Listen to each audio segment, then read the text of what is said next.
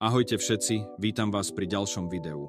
Toto video bude z troška starších záberov a zároveň o niečo kratšie, keďže som nenatočil dostatok záberov na celé dlhé video. Nazbieralo sa mi však dosť týchto kratších záberov a preto ich budem zverejňovať tiež. Konkrétne v dnešnom videu vám ukážem výmenu rezistorov na PS1 FAT. Z nejakého dôvodu tam chýbali, alebo som ich vyhodnotil ako vadné, alebo som ich potreboval na inú dosku. Ťažko povedať. Neskôr som sa k tomu vrátil a nahradil ich novými. Vidíme, že najprv som skúšal s veľkým hrotom, ktorý však nebol ideálny, a tak som ho vymenil za menší.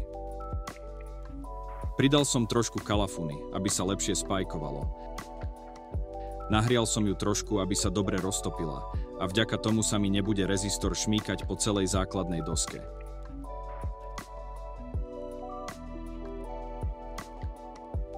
Hodnoty rezistorov a celkovú schému som našiel na internete. Ak si správne pamätám, išlo o rezistory, ktoré spojovali konektor ovládania a procesor.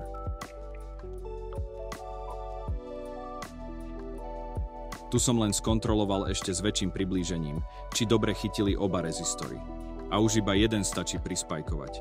Znovu opakujem ten istý postup, troška kalafúny a prispajkujeme. V tomto poslednom prípade bola hodnota rezistora iná ako tie predtým, preto má iné označenie. Samozrejme, treba poriadne prečistiť. Takže, ak sa vám video páčilo, dajte like, odber a tešíme sa na vás pri ďalšom videu.